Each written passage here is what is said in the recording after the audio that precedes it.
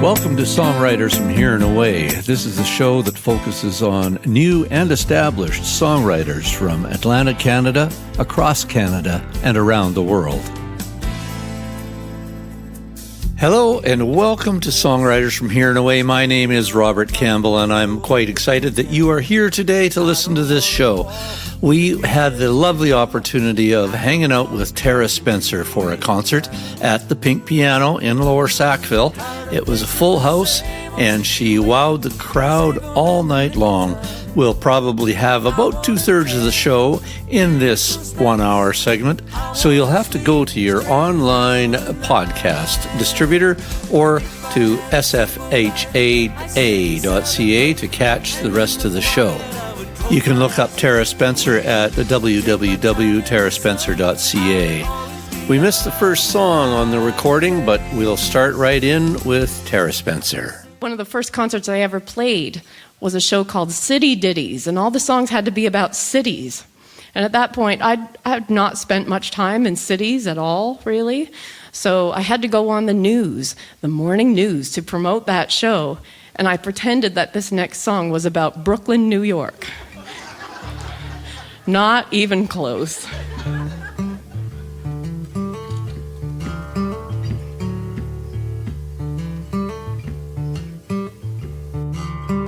I met a girl named Brooklyn standing by the schoolhouse door, with blue eyes like her mother's that could start or stop a war. And she loves her baby brother, and she's written him a song. And I have a funny feeling that I'll hear it before long. The beauty of a skyline, the promise of the world are just a few things you might find in the eyes of a little girl. I took the bus to Brooklyn, where I spend my younger days. It was where I earned my war wounds, and I faked my way to A's. Flannel shirts and blue jeans were a suitable disguise for the eyes of guys around me. But then one day one found me. My heart was taken by a boy who had a band. But we had a fight on prom night, so my friend and I went dancing. I had no ambitions, nothing I was dreaming of, beyond a moment's worth of love. Ooh, the beauty of a shoreline, the promise of the world are just a few things he hoped to find in the eyes of a high school girl.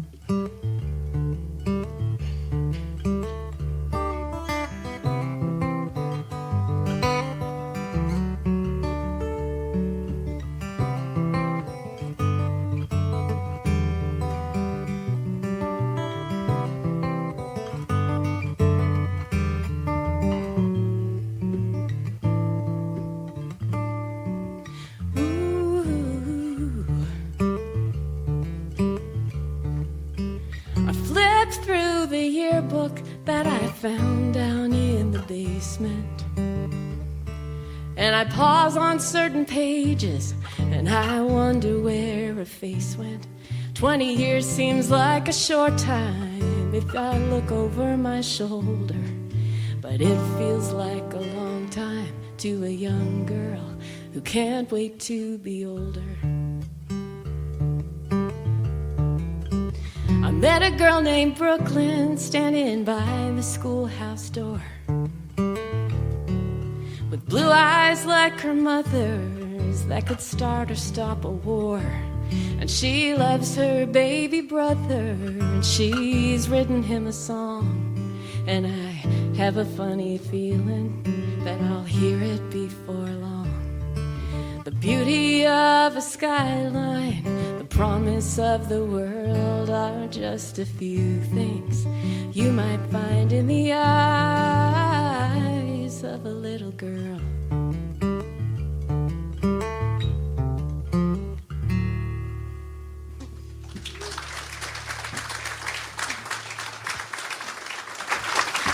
Thank you so much. Thank you. I have one thing, at least, in common with Robert and Kaylin that I know of, and that is that we have had the privilege of playing some music in Germany. You folks have been there a lot more than I have. And I got this ridiculous proposal. I got kind of sideswiped, I guess. I did not plan to do this, what I am doing right now, this getting up in front of people and playing music. This was not my lifelong ambition. This was not my master plan. This is kind of a happy accident. I was an official ice cream scooper at the Kemp Shore Music Festival. That was my entry point into the festival. And the great thing about the ice cream stand, my daughter is the boss there, so I was her employee, and it's right next to the stage, and there's one stage. So the musicians are kind of bottlenecked. They have to go past the ice cream stand to get anywhere in or out of the festival. Smart plan. And that is how I met a country musician from Nova Scotia named Brian Cook. And he, at the time, was recruiting backup singers. And we struck up this quick friendship. He's a quirky fellow, and I have been called quirky by some people, but we made a fast friendship. And he said, look, have you ever done any harmony singing? Have you ever been a backup singer by chance?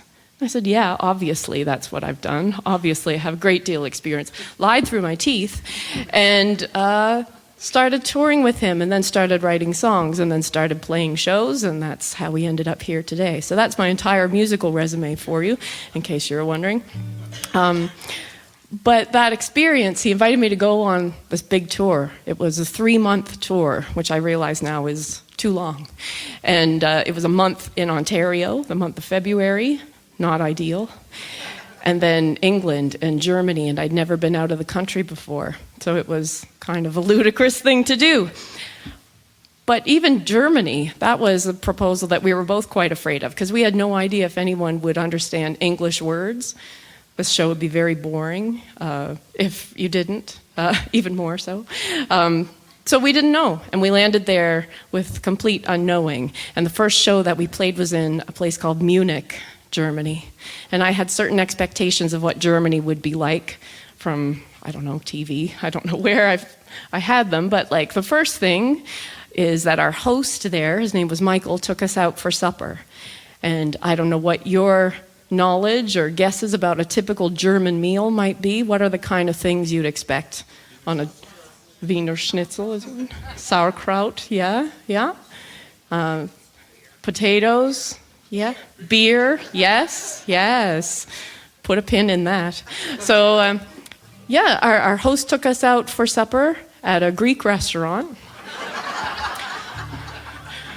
So instantly I knew things might not be all that they seemed.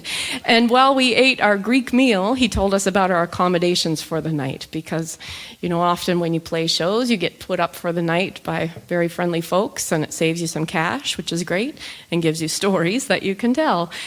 And the story he told us was of the wee little room that we'd be staying in, which was a floor down from his apartment where he and his family lived. And he explained that it had been lived in previously by what we would call here, sadly, a hoarder, which in Germany is referred to as a Messi, which is even less kind, I think. And he said not to worry, because the fellow had passed away very recently in the room, but they'd done a great job of tidying up, and we would have a very comfortable night.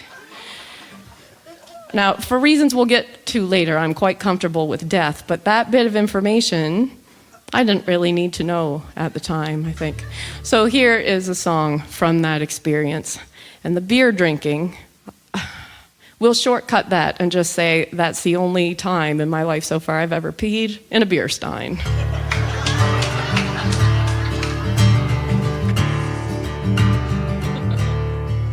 Over pale German ale, Michael tells us the tale of the man who had lived one floor down. For 50 long years, no one else ventured near. They walked through the hall, unaware of the squalor that he kept around. Newspapers and bags, wrappers and rags, treasures and trash piled high. A Great Wall of Germany, built from its history, bric-a-brac bricks and the buzzing of flies.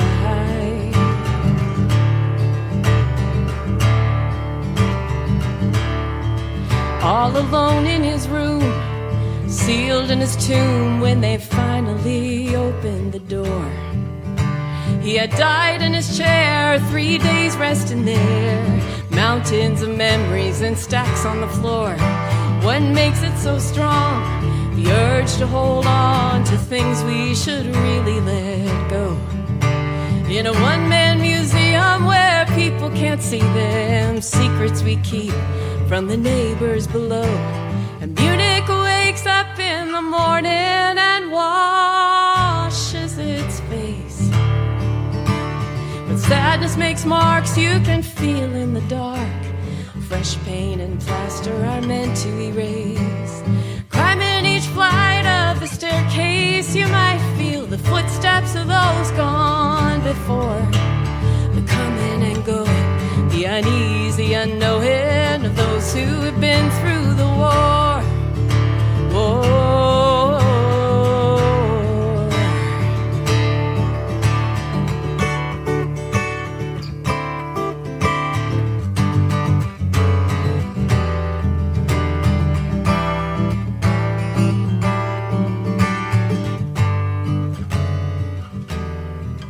Michael leads us upstairs to the room we will share after we played our concert that night.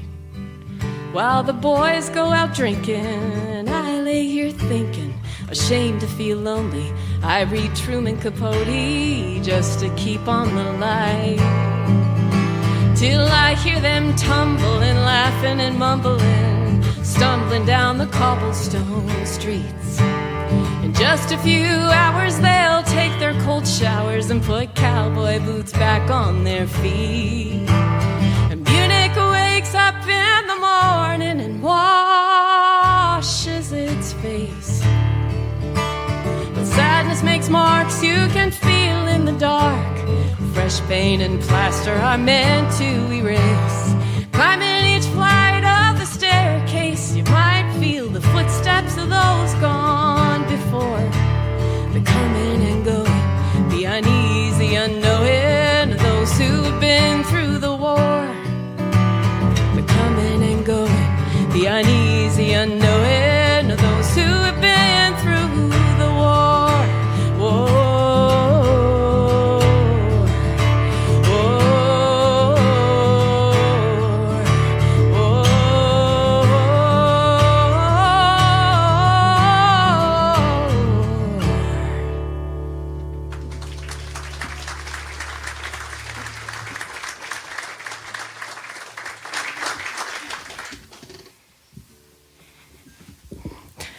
Hello, folks on this side of the room. How are you doing back there? I couldn't look over at you because my hair was gradually taking over my face.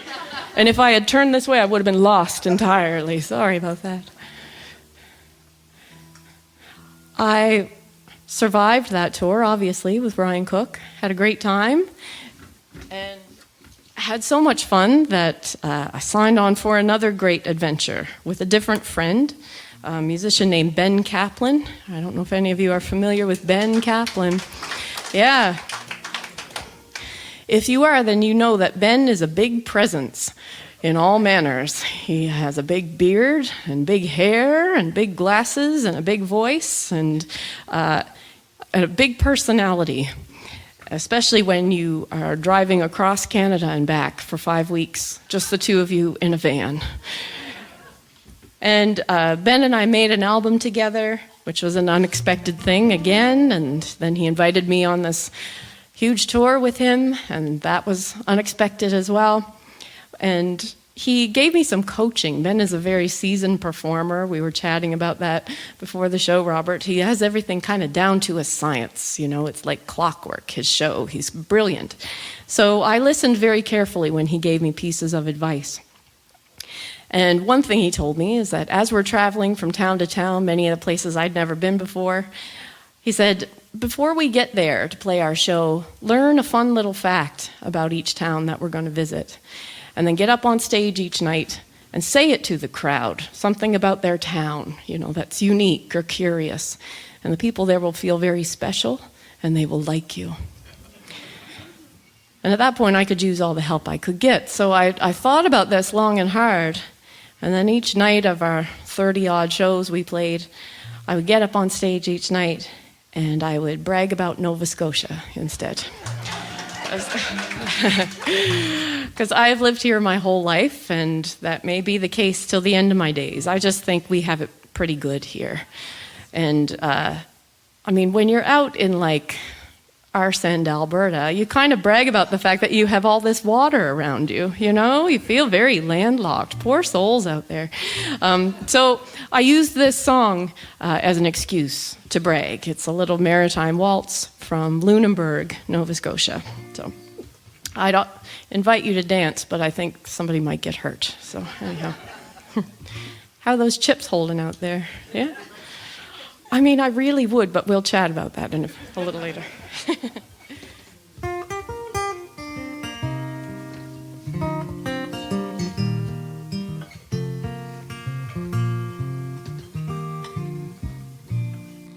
The church glowing golden, I remember your smile, and the echo of footsteps as we met in the aisle, and the music was gentle, but it lifted us high.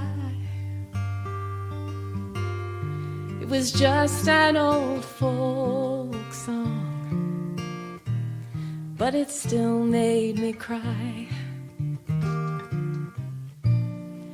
We went to a party with some friends down the street. The wine kept on flowing as we followed our feet to a house on the hillside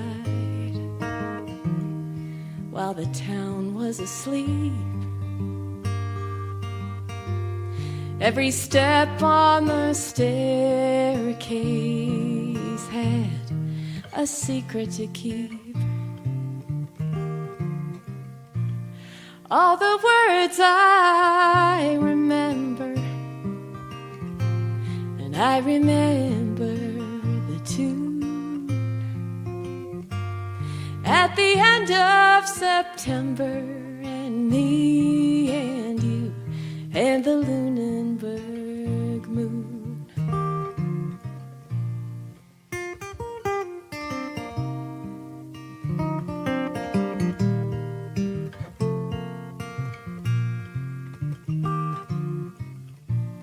Your hand I was holding,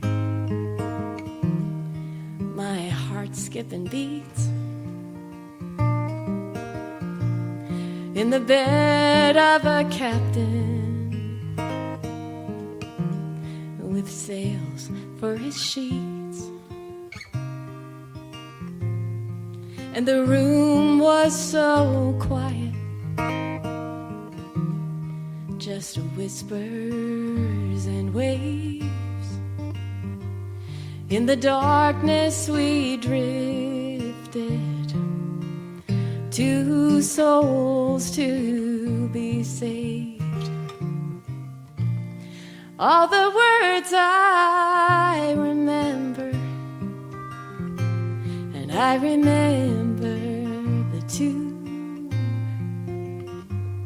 At the end of September, and me and you and the Lunenburg moon.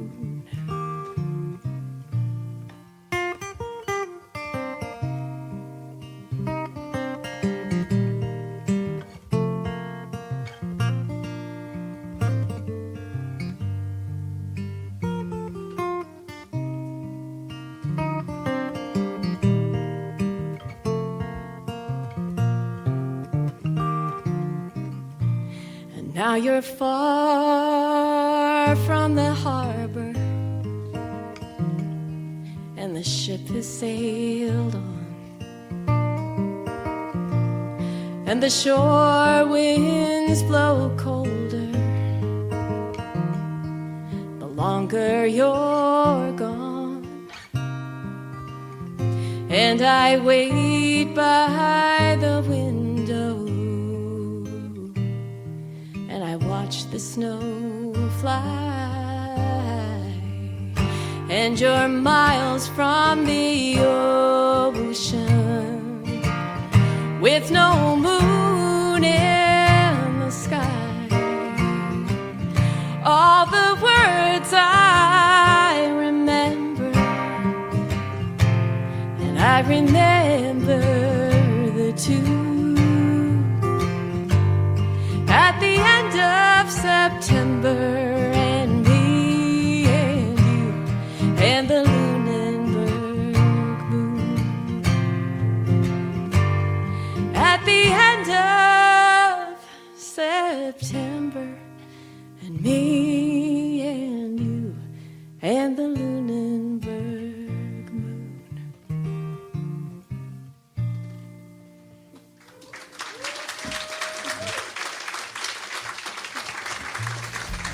You're listening to Terra Spencer live in concert at the Pink Piano in Lower Sackville, Nova Scotia.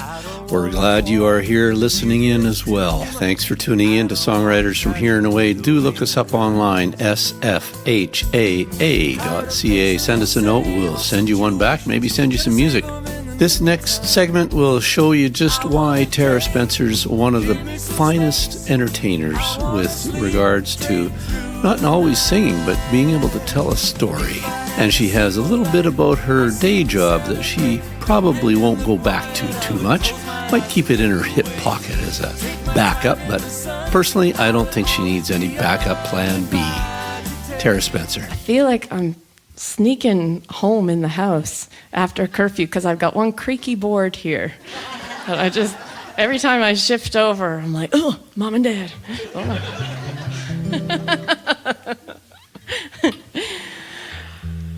So some of us know each other quite well. Some of you have known me since the day I was born, I think. And a lot of us are new, though, meeting each other. So I'll give you a little bit of background on me. I already told you that I didn't really plan to be a musician. And similarly, I did not plan to be a funeral director. That was another sort of happy accident. I grew up in a little village called Somerville, Hants County. No, it's just Brooklyn. It's just Brooklyn.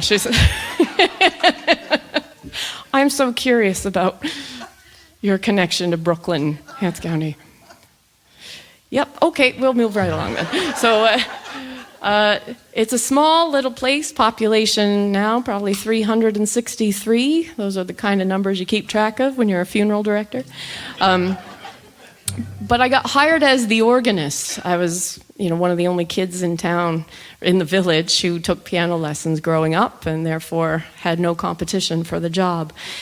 And my boss, though, learned quickly that I could also use a computer, which was also rare, I guess, in the village. And so I instantly became the organist/office administrator.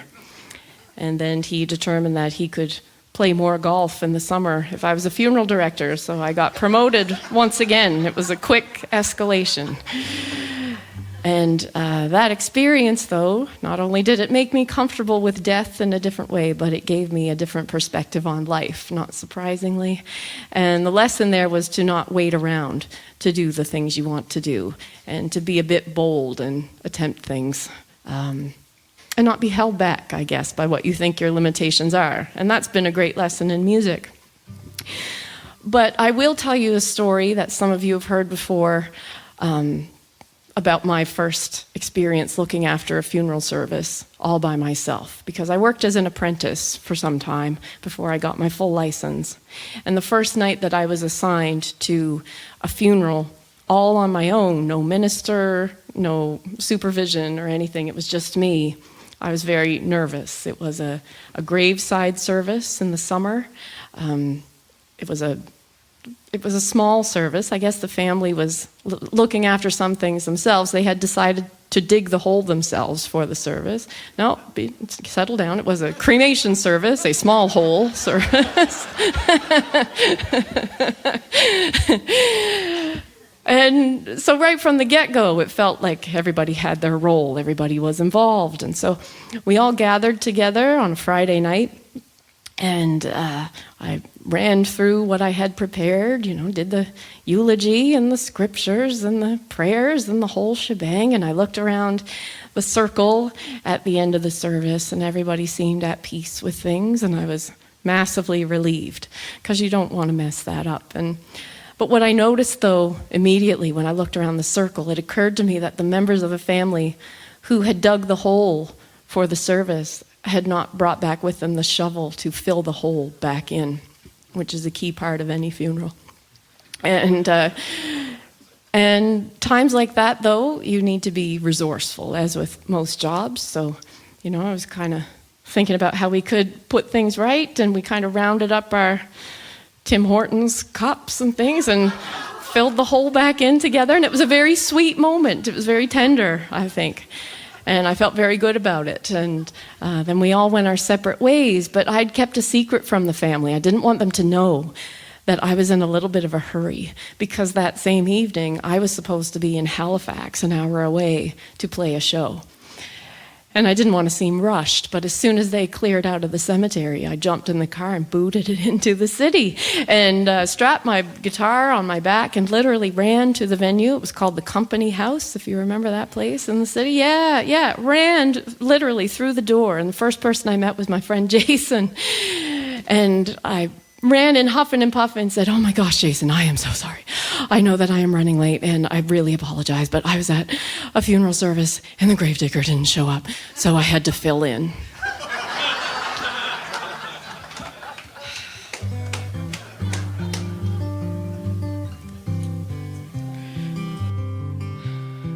And that is the right reaction, that groan. And that is a very true story. In the hard gray chairs at the doctor's office, me and a man with a terrible cough. It's 11 a.m., the doctor is late, nothing there to do but wait.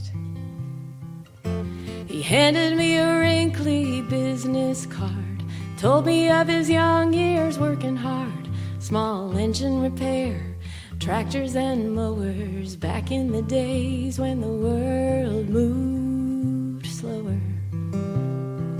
He had loved every minute of the simple life, a lot less simple since he lost his wife. She had died last June, her lungs full of cancer. He took all the tests, he was waiting for answers. His hands were shaking, he looked so nervous as he handed me the card that said, "At your service."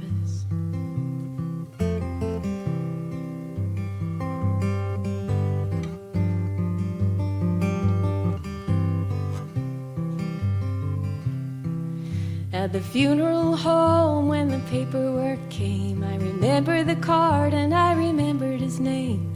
The obituary short, no next of kin. We only had to print a few bulletins for the half dozen people that had gathered there, fanning themselves in their hard gray chairs. Workers from the home where the old man lived, sympathy cards with nobody to give.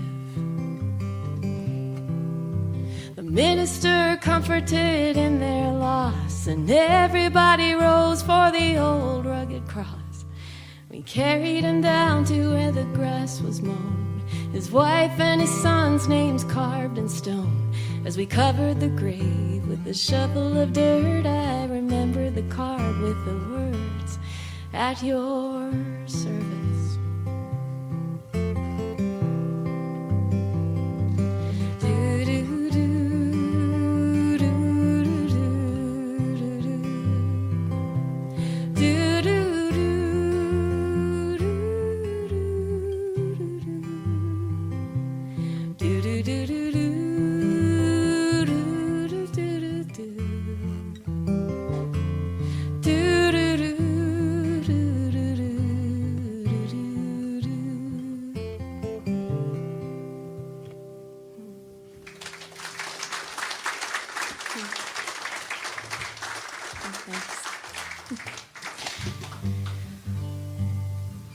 I have two children, maybe not kids, I guess.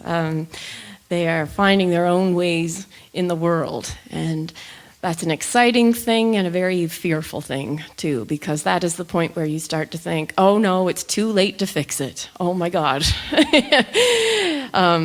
I have two great kids, though, fortunately, and not much of a concern, but I was concerned in a sense because my daughter has decided to study to be a psychologist, which is kind of a daunting thing when you have a family like mine. And my son decided, let me explain, obviously I'm a folk musician. My husband and I met when he was doing theater in university. And so the last thing we were prepared for is to have a kid who wanted to join the military. But that's how rebellion works, I guess. So when our son announced this, it was hard to hold tongues and just take some deep breaths, I guess, because that just wasn't a lifestyle I was familiar with. But I said, this is fine. You're obviously pursue whatever you think will make you happy, as long as the world holds its act together. And my son went to basic training in the first week of October of last year.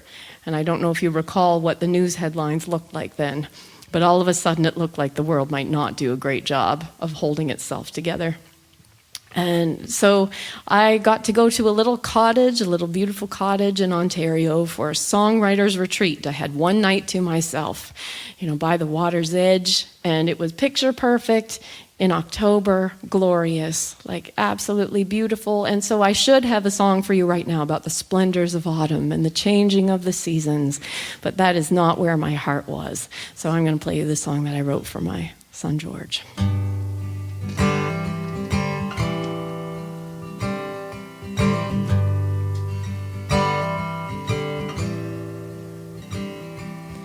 What are you thinking, my only son, as you're lying awake in your bed?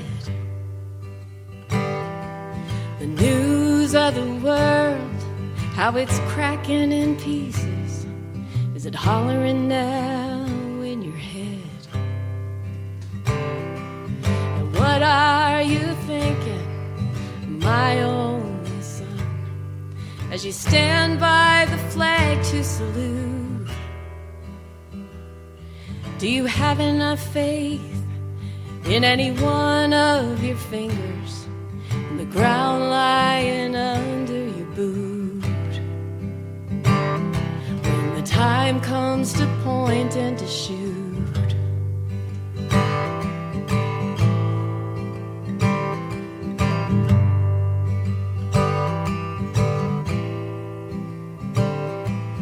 somewhere in the world, a mother like me is feeling exactly the same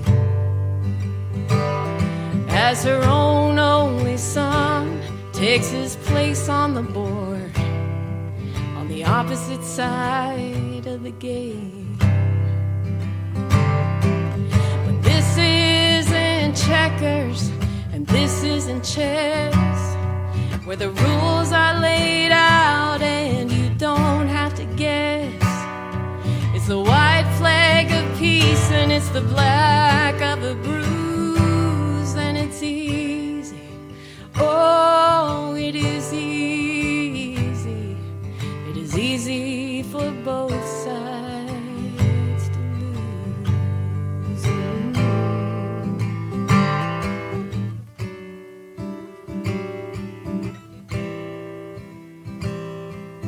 Somewhere in the world, a mother is screaming, holding her son to her heart.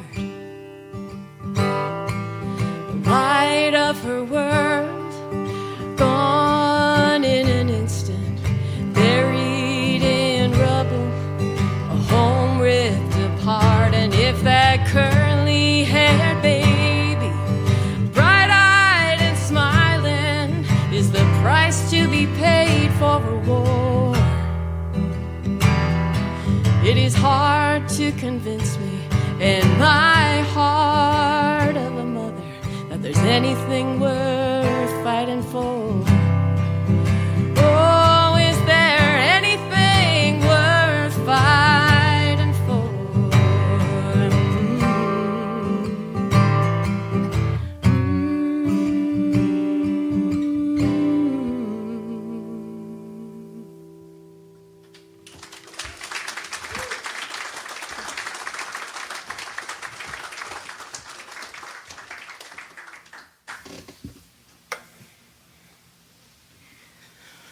So what happened? Well, he stayed there for 7 months. He got injured, holed up in a waiting pen, basically, and finally at one point decided this was not for him, and promptly called up the community college in Nova Scotia and applied to become a car mechanic. And in the first week of April, came home and the next day started working at the local car shop. And I could not be happier about this.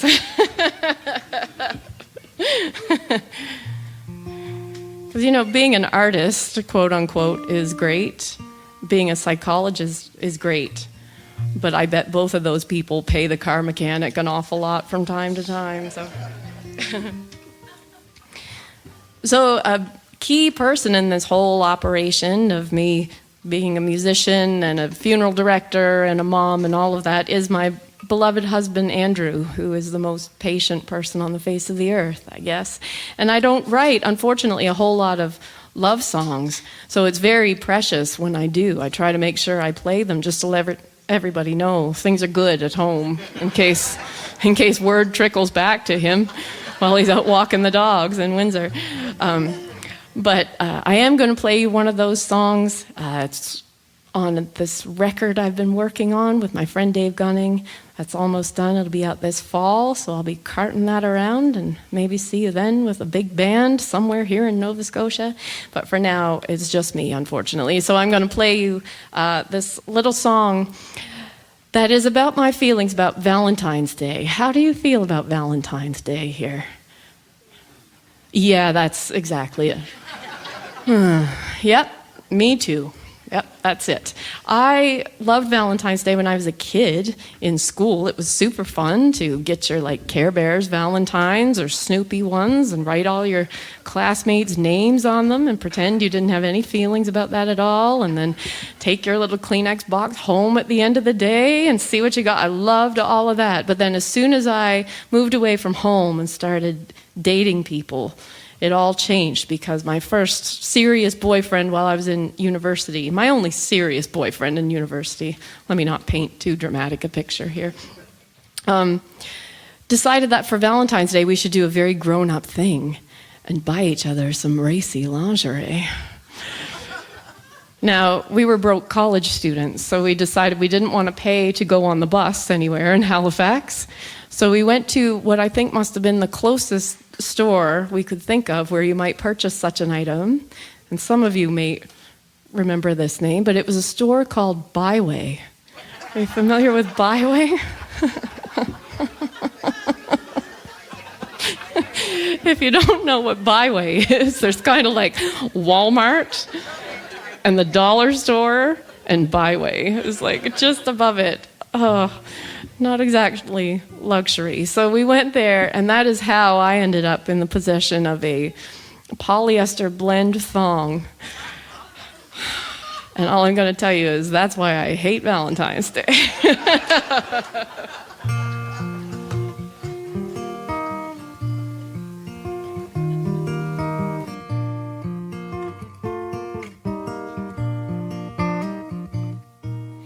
Don't make my Valentine red, like the suitcase that I keep tucked under the bed, 'cause I have no plans to leave while other girls receive cards and roses. Give me kisses instead of a Valentine red.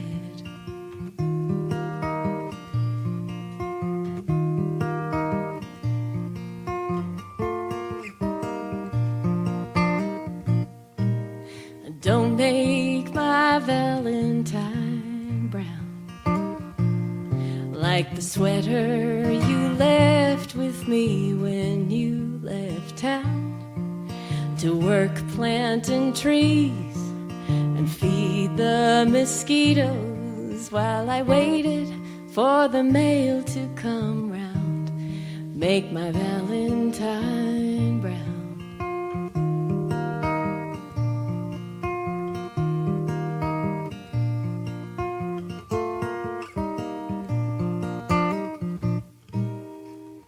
Make my Valentine pink, like the color of cheeks when I've had one more drink. On the dance floor we move when the band finds a groove, and we don't touch, but I can feel what you think. Make my Valentine pink.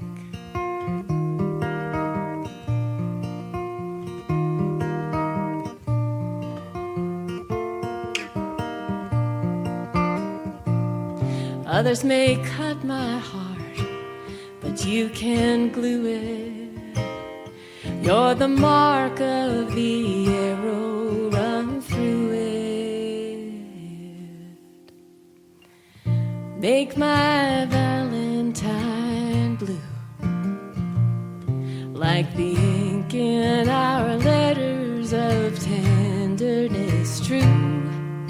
The shirt that you bought was the same ocean hue as the dress I was wearing when we said I do.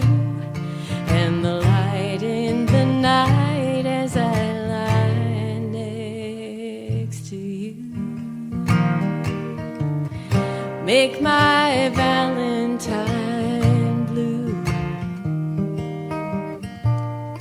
Make my Valentine blue.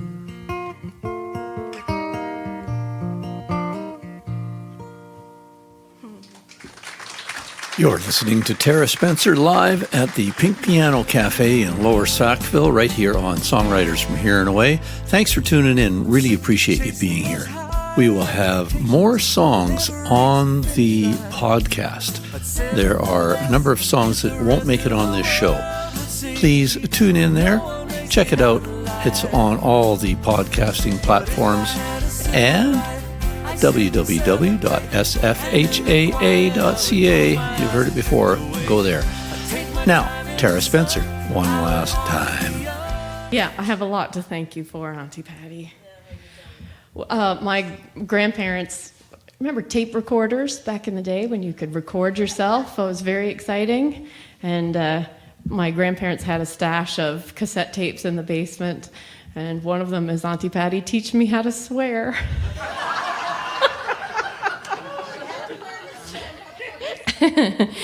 But there's a song that is on this record that I'm working on. I feel so lucky. I get to sing with some of my friends and heroes on this record. That last song, there's a wonderful duo in Halifax called the Bombadils sing it with me, and just make it so special.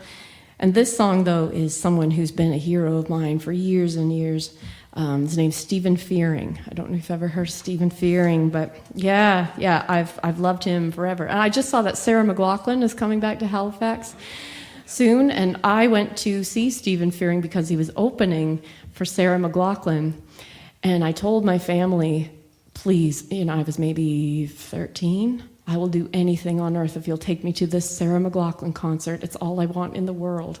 And my grandmother and great-grandmother took me to the concert at the Rebecca Cohen. And they gave me spending money so I could go get a T-shirt from the merch table. And I came back and they said, what did you get? Show us your shirt that you got. Show us your shirt. And I held up this giant black cotton T-shirt with a picture of Stephen Fearing on it. And they said, who the heck is that?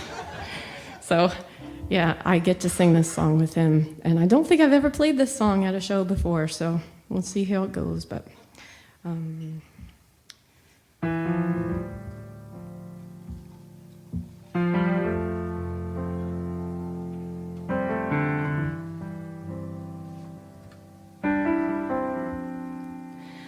love is not an arrow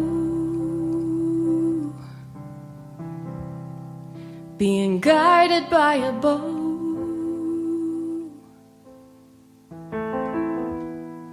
It is spinning in a compass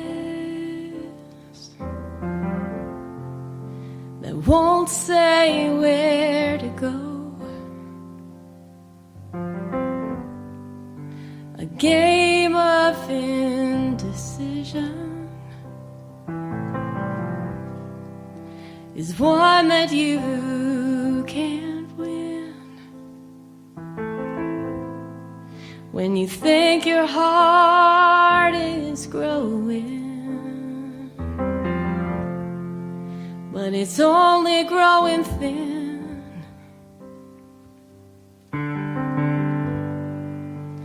Watching one sun setting, another rising in your chest. When you have a heart that's heading to the east and to the west.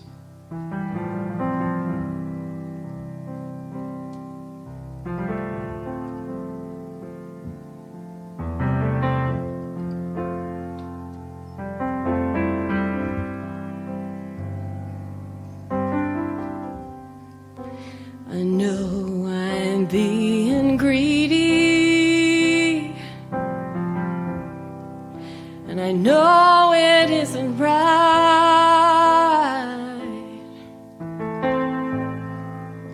to ask myself this question in the secret of the night.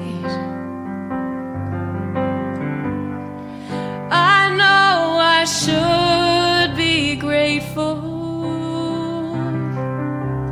Love is hard enough to find, but choosing can be painful. Leaving half your heart behind, watching one sun setting, another rising in your chest.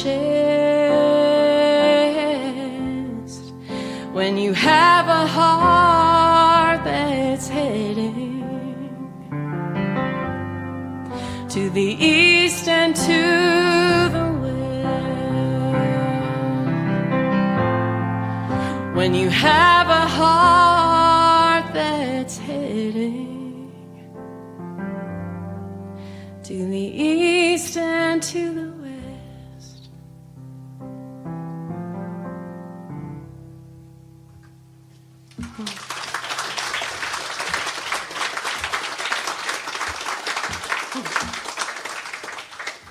Oh, that was so scary. Okay, I'm going to play one more tune and then turn you free on whatever the pink piano has to offer behind the bar there. Please do support these folks as thoroughly as you can. It is amazing to have this space here and have them open their doors for events like this. A listening room space. Beautiful. I have a little green suitcase that has some stuff. I don't know if you remember CDs, but I have some of those. And some stickers, and fresh out of the oven, I have some summery colored t-shirts that are new here. And they have a picture of a place that is very near and dear to me. It's a place that if you'd ever traveled from Halifax along the Highway 101 toward the Annapolis Valley, and you just bypassed Windsor, where I live. First of all, rude, but secondly, we do have 3 Tim Hortons there. What more do you want? But there was a building that's been there for 150 years. It was a textile mill that employed many, many generations of families over the years. And but for most of my lifetime, it's been empty. And I always had this vision of what the place could be because I loved it. It just was so big and grand and different from everything else around, especially growing up kind of out in the country. It looked very impressive. So I wrote a song about it when I first moved to Windsor. It was one of the first songs. It was the first song I ever kind of put out formally into the world. It was a song called Cotton Mill. And I made a video to go with it by trespassing into the building. I'll tell you now. And I looked up the trespassing fee and decided it was worth it if I did get caught. Fortunately, it worked out okay. And I think, secretly that someone would see that video, someone rich, and take on the place and turn it into something new. And time passed, and unfortunately, my power is not that great, and it didn't happen.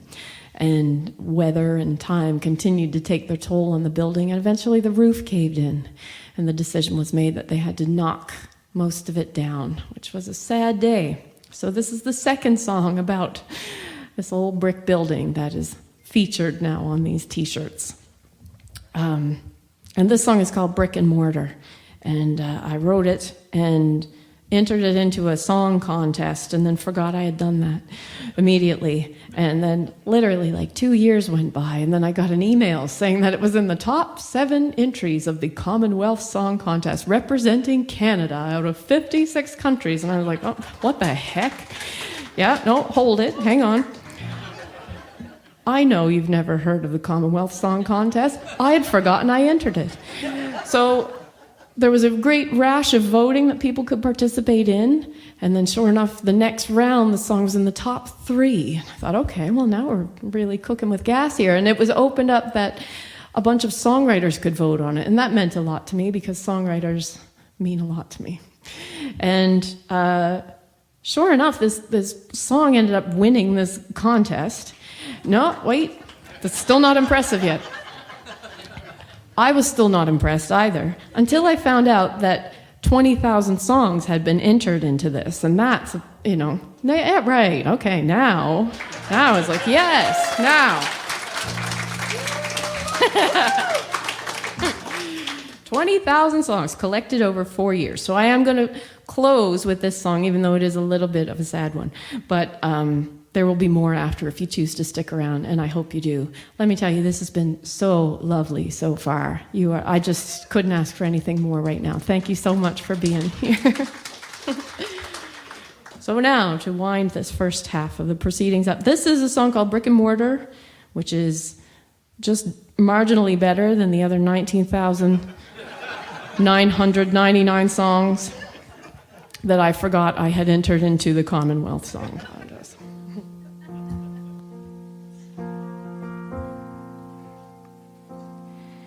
I rub my hands and absorb the heat, radiating up through the passenger seat.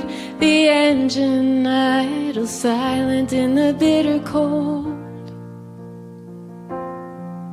The light shines through a clean gray slate, a whisper of blue and the weary weight of hearts too heavy for our hands to hold. The hurt comes quick, the words come late, hours spent on an expiry date, and we both have other places we should be. The chance we had has passed us by, a stray plane in a neutral sky, a tear stain drying on a jacket sleeve. Hearts can pound through brick and mortar. Cornerstones are crumbling into dust. The walls come down, I come up short. I wanted more, I wanted more, I wanted more of us.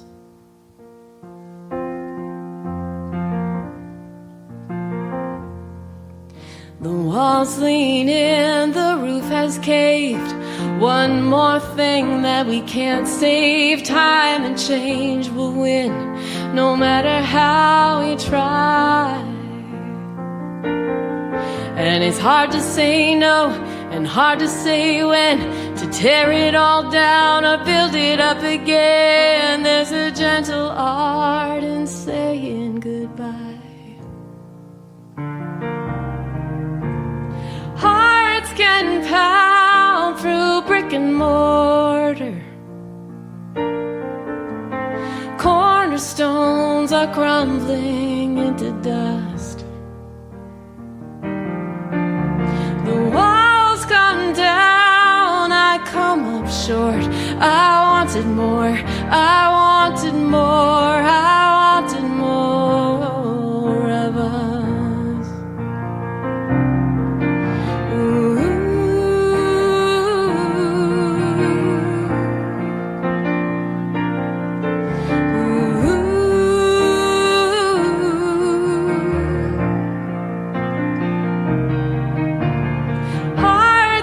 Pound through brick and mortar.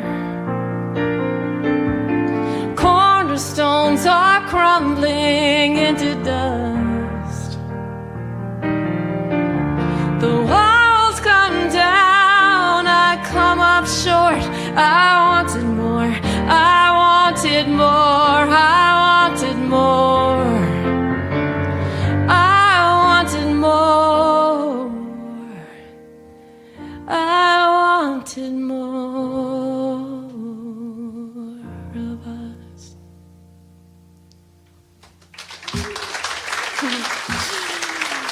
All right, my friends, thank you so much. And thank you for coming to the podcast for the final set of the night with Terra Spencer live at the Pink Piano Cafe in Lower Sackville. My name is Robert Campbell. Please do look up Songwriters from Here and Away online. Send us a note and let us know what's going on in your world. Let us know what you might like to hear, and also find out about the live shows that are coming up more at the Pink Piano and elsewhere. And if you're an artist, reach out. Maybe we can do something together. Thanks. Are we generally a dog crowd or a cat crowd? Predominantly dogs, but the dogs are just louder too, I guess. But we're sort of split in our household technically. We have 2 dogs, 2 old dogs, and an even older cat. But the dogs really have been pivotal in this songwriting career that I've had going, because I first started writing songs when I was out walking them by myself, so I have to give them royalties on anything. And if you take home any CD I will ever make in my life, you'll then own a picture of my 2 dogs in some form. Their names are Cleo and Giddy. And one of them we got as a puppy, and the other one we adopted as a rescue dog. And one of them is very anxious and neurotic, and the other one is very chilled out and relaxed. And I won't tell you which one is which. No, I will. Cleo, the one we've had since she was a puppy, is a wreck. She's just a nervous wreck, completely. And Gideon, who we adopted when he was roughly 2 years old, he was a stray, so we don't know for sure. But he was terrified when we brought him home. He was so afraid, would just cower and pee on things when anyone gave him a sideways glance, and in no time was the friendliest, most welcoming dog that you could ever meet. And they crop up in songs every now and again. So the first one, though, I'm going to play you is a song that I wrote for Gideon in a sense, but it might be a song for us in general, too. So.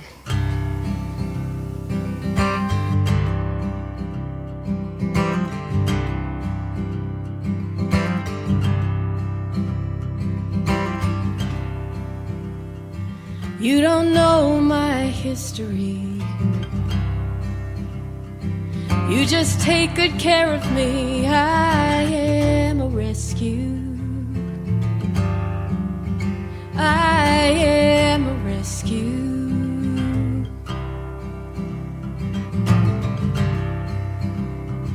Running wild and chasing cars.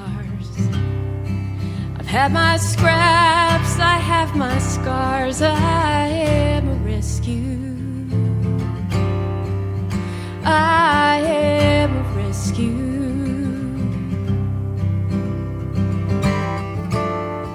I wander streets a lonely stray, getting by, I'm waiting for the day.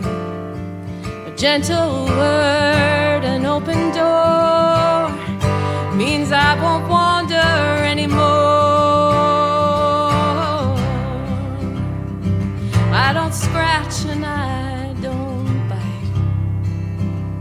I just need shelter for the night. I am a rescue. I am a rescue.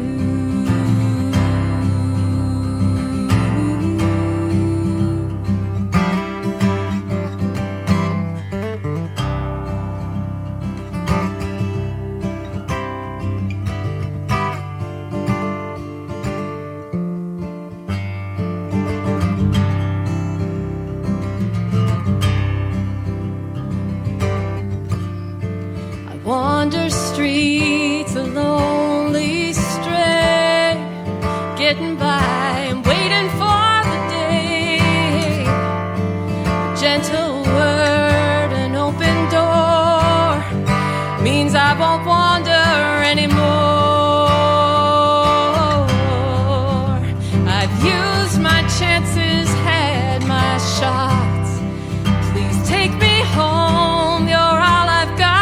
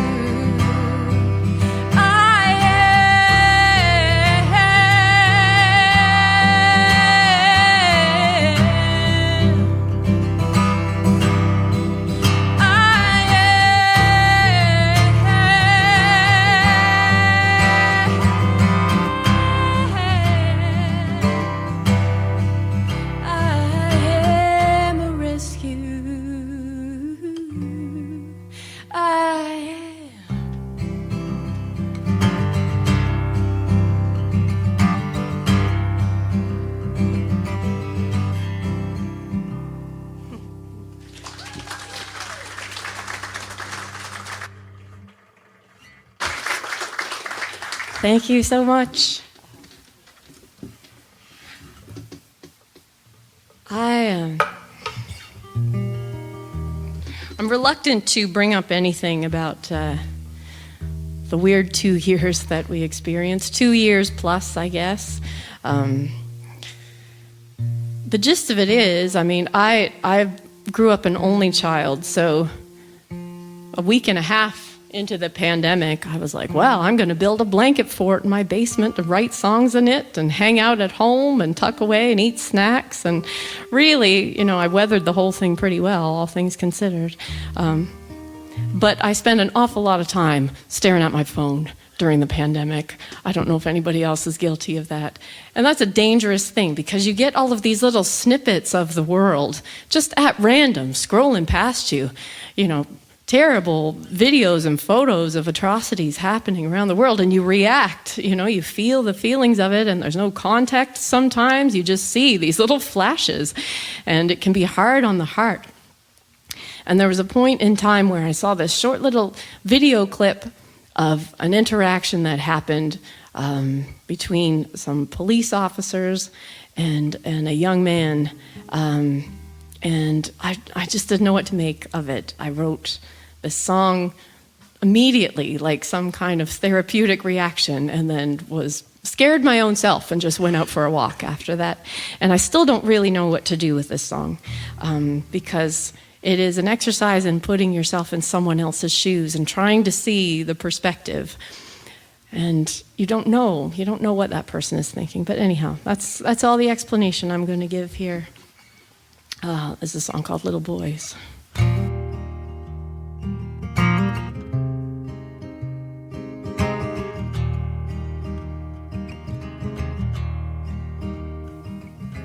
We pull into the driveway, one uneventful DUI. We park down by the schoolyard with some cheeseburgers and fries. The kids play pickup ball, every free throw swishes in. Marshall makes a wager on shirts versus skins versus skins.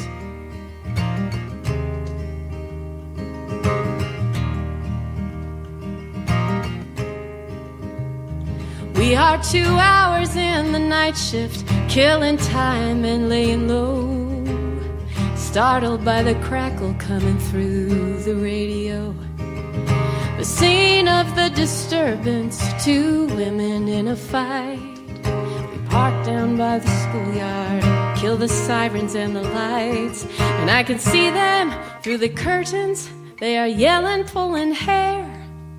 A man busts out the screen door and comes charging down the stairs, and I can feel my heartbeat racing. We yell at him to freeze, but he keeps moving. He's out chasing us beyond the SUV, and we have our guns trained on him. Marshall pulls the safety back, grabs him by the shirt tail. I hear the pop and crack, the car door swinging open. The man is falling in. There are fireworks in August. 7 shots are deadly sins.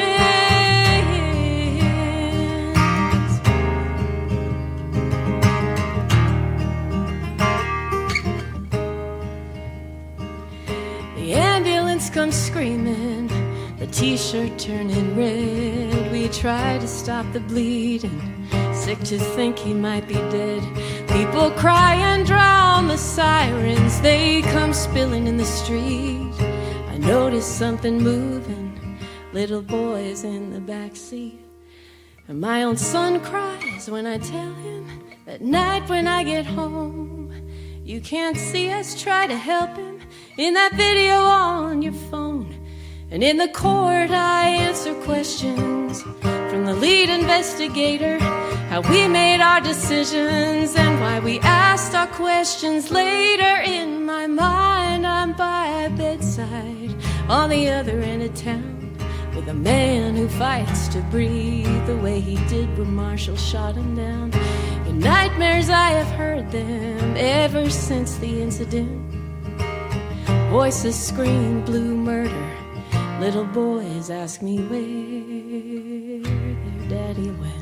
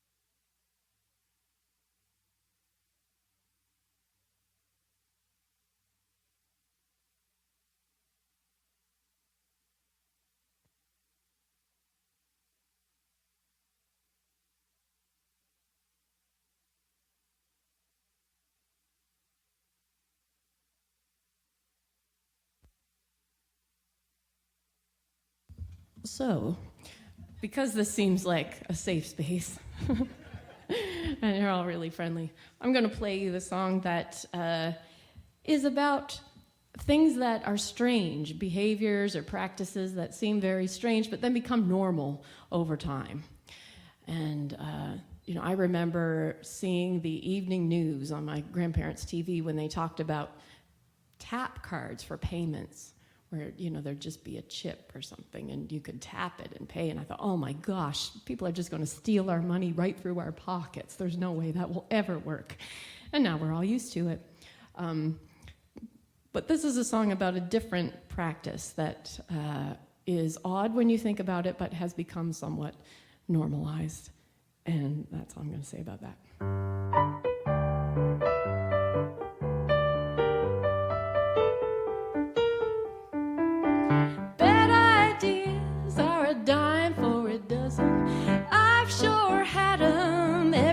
Does in the history of the human race. There's one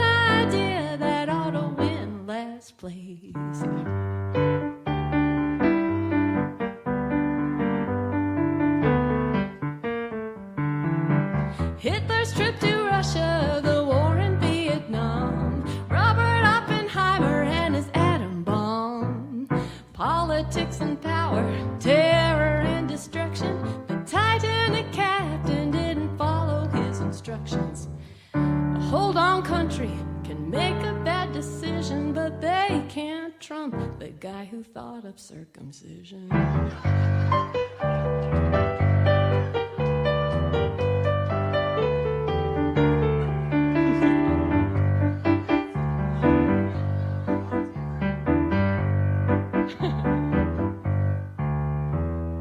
Linus has a blanket, Yankee Doodle wears a cap, Harry Potter has a scarf, and a Jack needs a flap.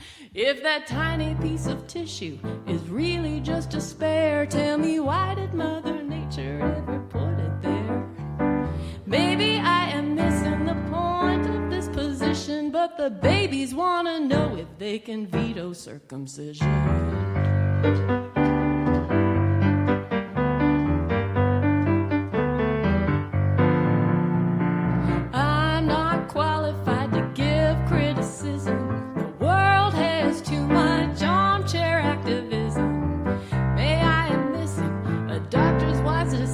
But that moral had moxie when he made that first incision. As a little baby boy, there wasn't much you could do. But now that you're a grown-up, here's a tip for you. If you know a plastic surgeon, you might be in luck the next time a lady comes in for a tummy tuck. A teeny tiny transplant, an easy proposition. Maybe you and super glue can undo that circumcision.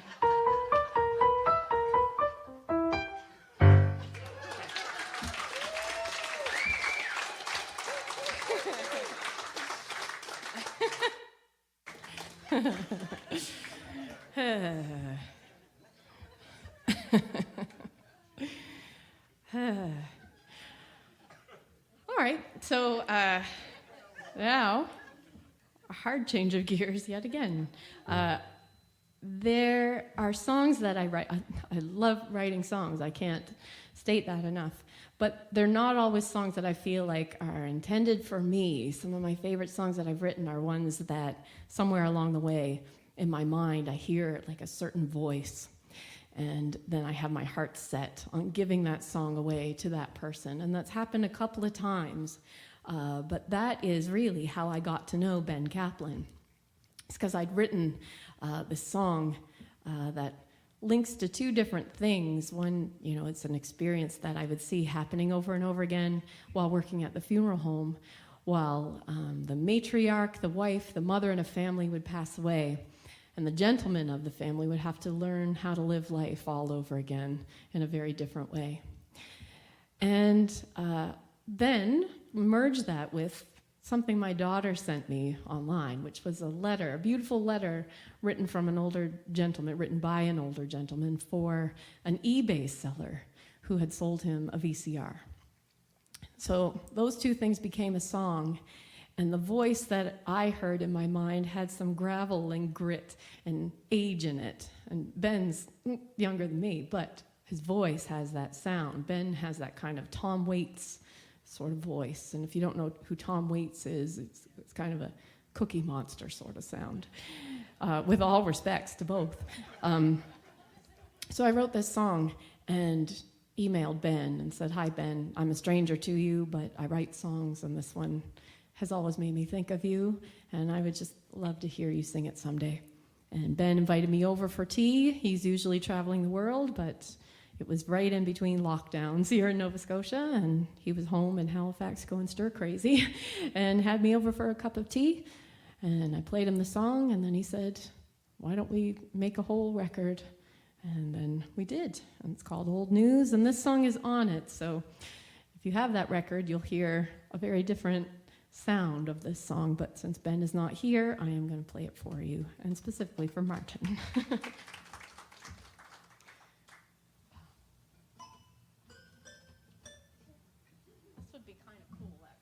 I think that this might be the chance.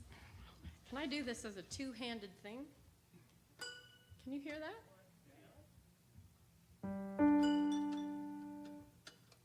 Oh, I've broken the piano. Oh, no, I'll tip it up, straighten up.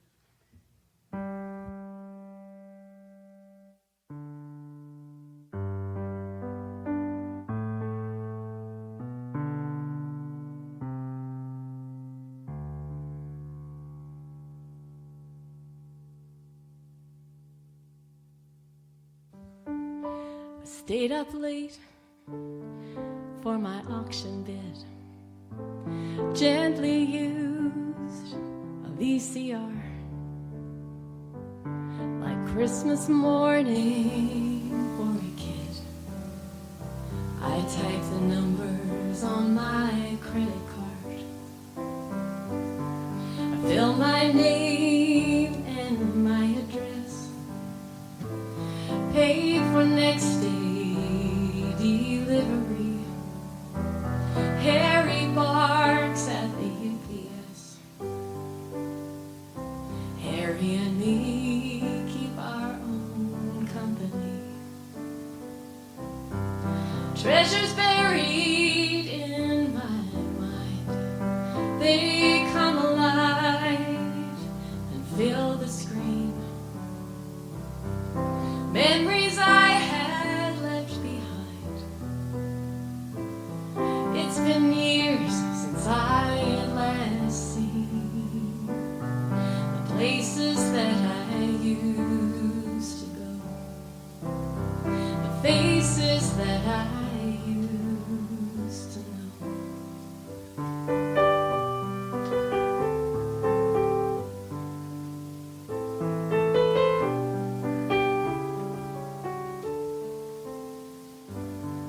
The basement shelves are in a mess.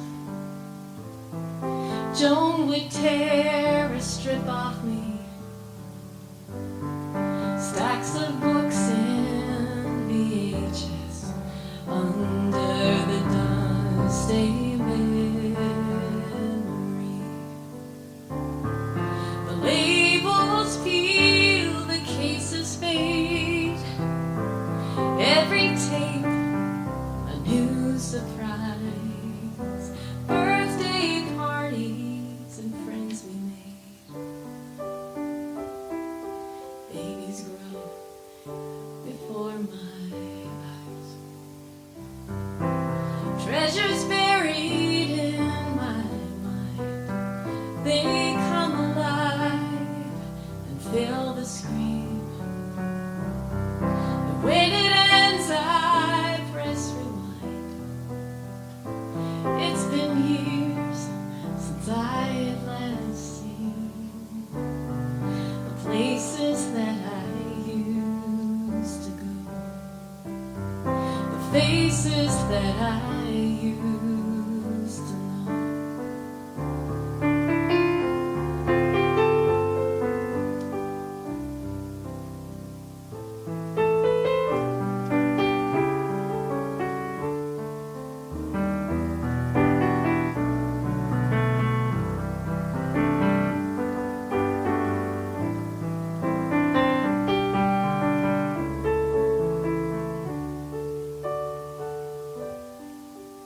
The final show to end the night,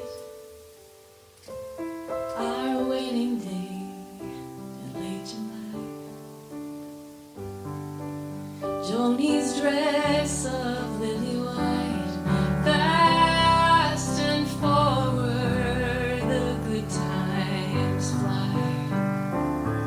For every photo in our book, she held the camera and made us smile.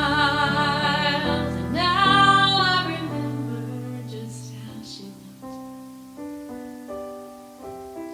I hadn't seen her in a long, long time. Treasures buried in my mind, they come alive and fill the screen. And when it ends, I press rewind. It's been years since I last seen the places that I used to go, the faces that I used to know. Joni in her wedding dress, she visits me on VHS.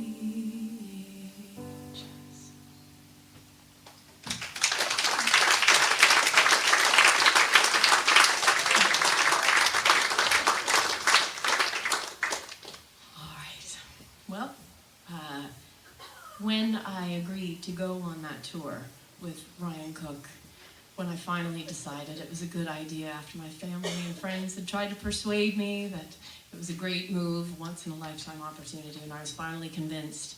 I wrote them a lovely song about kind of being brave and taking leaps and flying, you know, taking that plunge.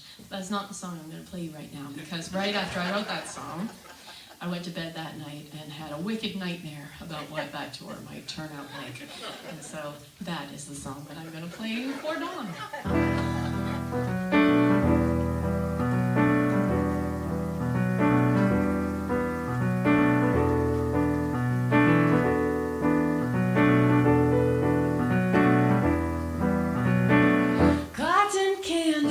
Sticky fingers, fryer grease, and smoke that lingers in my wig, costume clothes, nightmare paint, a bright red nose, a tiny town, the pouring rain, the monkeys pick fleas from the mane of a lion who had lost his fight to noise and heat, firelight, and in the ring I'm a clown. We bring the circus into town, tumble round like acrobats for ticket stubs, coins and hats. Where are the crowds? They skip the show to listen to the radio.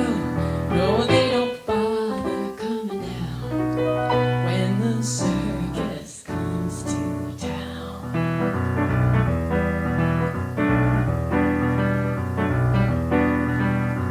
Chorus girls, they twirl and dance, afraid lace of their underpants. I made myself some grander plans, swallowed swords and sleights of hand. A magic man cuts me in half to oohs and ahs and doubtful laughs. And every morning crack of dawn, the wheels turn and we move on. And in the ring, I'm a clown. We bring the circus into town, tumble round like acrobats for ticket stubs and coins in hats. Where are the crowds? They skip the show to listen to the radio. No, they don't bother coming down when the circus comes to town.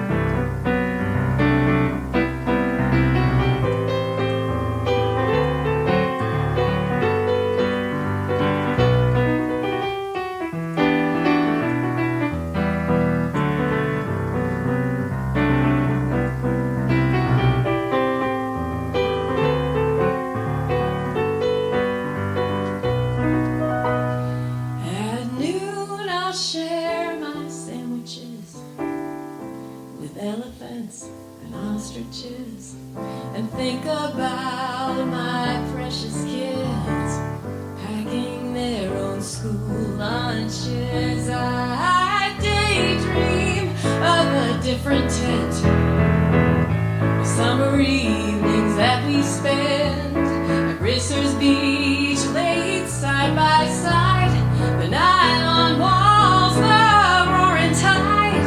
And in the ring, I'm a clown. We bring the circus into town, we tumble round like acrobats for ticket stubs and coins in hats. Where are the crowds? They skip the show to listen to the radio. No, they don't bother coming down when the circus comes to. They don't bother coming down when the circus comes to town. Thanks.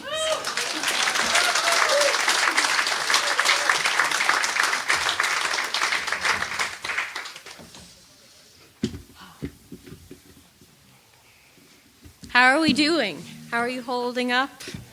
We won't keep you much longer. I know there's There's a lot to be up to on a Saturday night in Lower Sackville, so I won't keep you too much longer.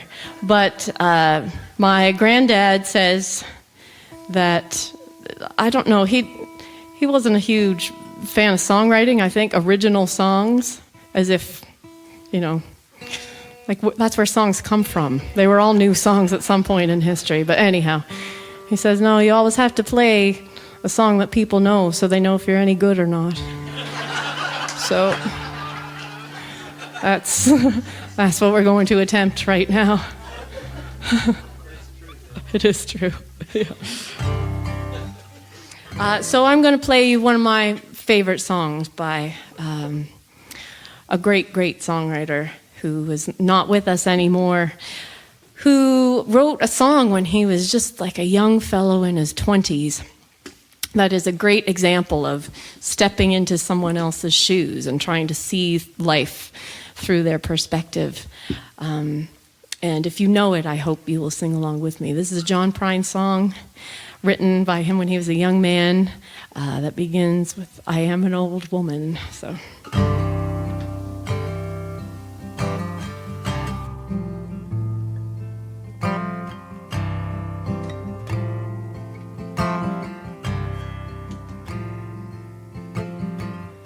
I am an old woman, named after my mother. My old man is another child that's grown old. And if dreams were lightning and thunder was desire, this old house would have burned down a long time ago. Make me an angel that flies from Montgomery. Make me a poster from an old rodeo. Just give me one thing that I can hold on to. To believe in this living is just a hard way to go.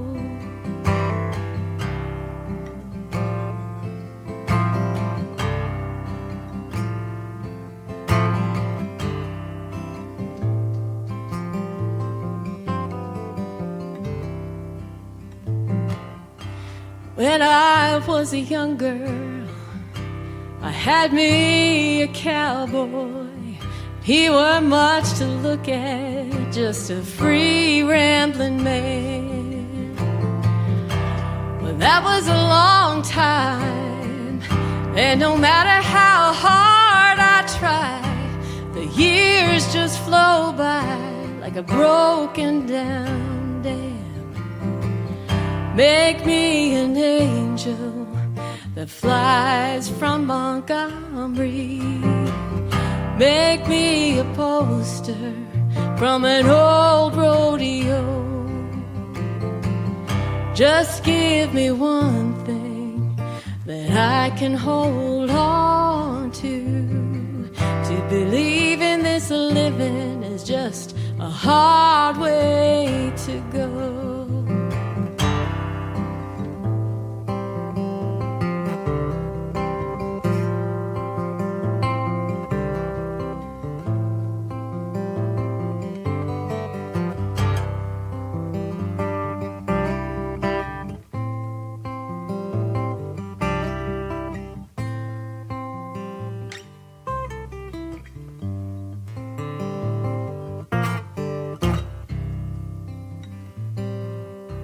There's flies in the kitchen, and I can hear them in there buzzing.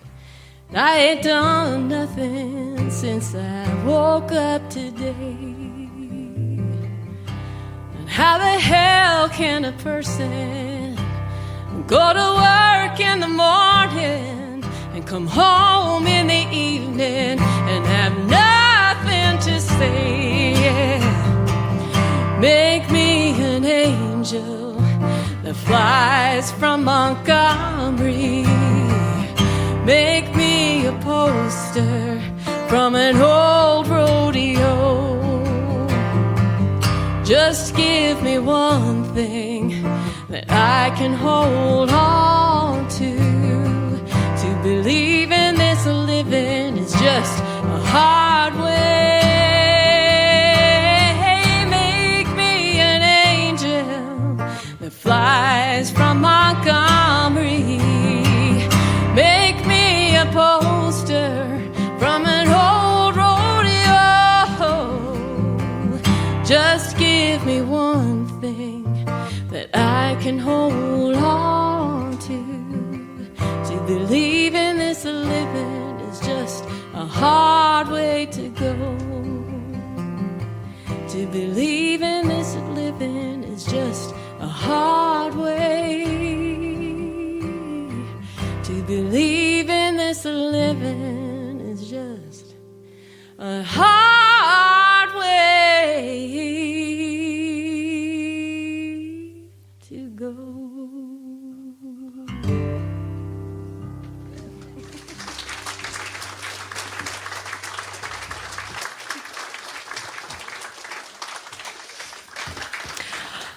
Thank you all so much. You have been terrifically patient and welcoming and kind through this. It is an absolute joy to get to do what I do, and you all make it possible. So thank you for taking a risk, maybe on a new place you've never been before, taking a risk on a new person maybe you've never heard of before, and it means a lot. So I am going to close off with one song, but Robert, I have an idea if you're willing. Are you game?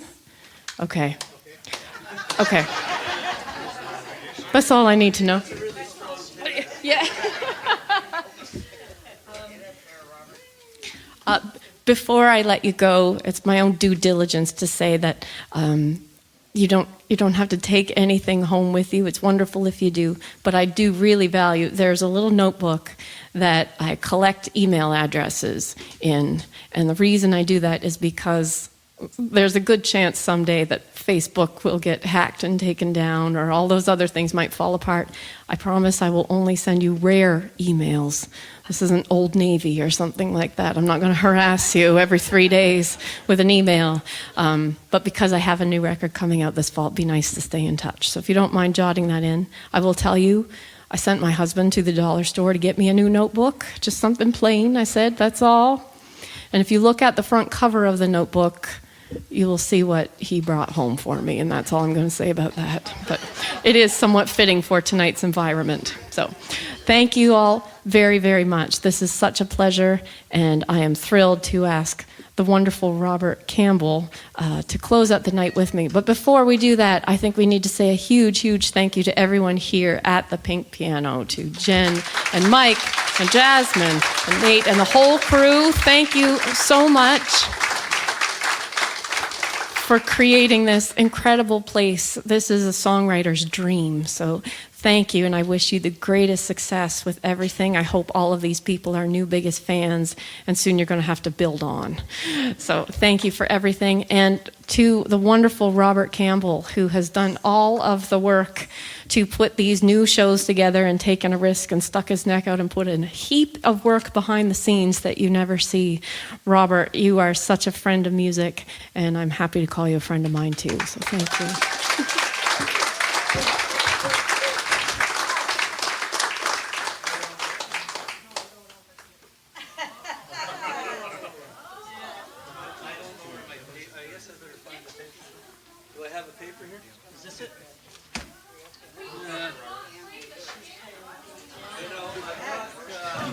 We've practiced and practiced and practiced this song. I've been sleeping at her house for the last week and a half.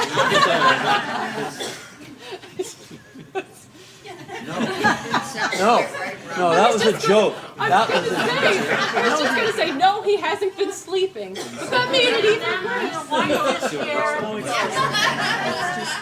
Okay, yeah, we'll give it a try. Okay, ready? Yeah.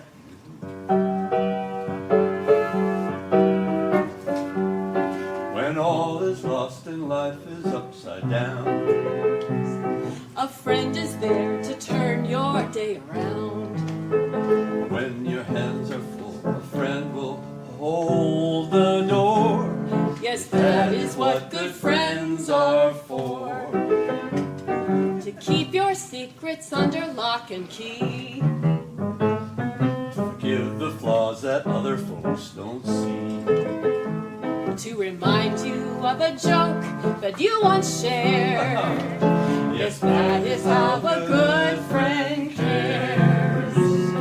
A friend is nice when you need advice, they'll steer you clear of trouble. They understand when you need a hand, they'll be there on the double. When you need a lift or you feel adrift, a friend might throw a line. It's such a gift to have a friend like mine. Anyone can love you at your best, but only a good friend can pass the test. they love you when you're angry, sad and bitter. A friend makes you a winner when you feel like a quitter. You can do one. Yes. Really give it.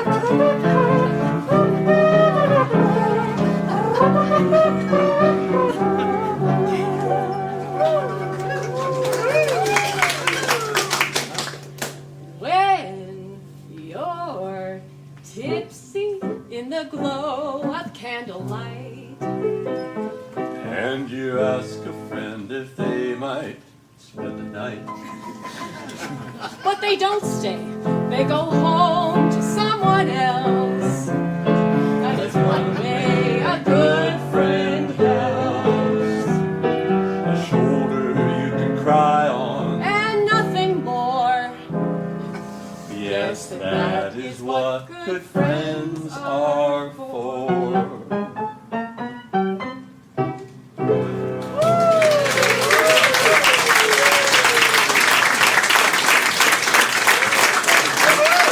Great tune. Thank you, Terra. Buy the CDs and the merch.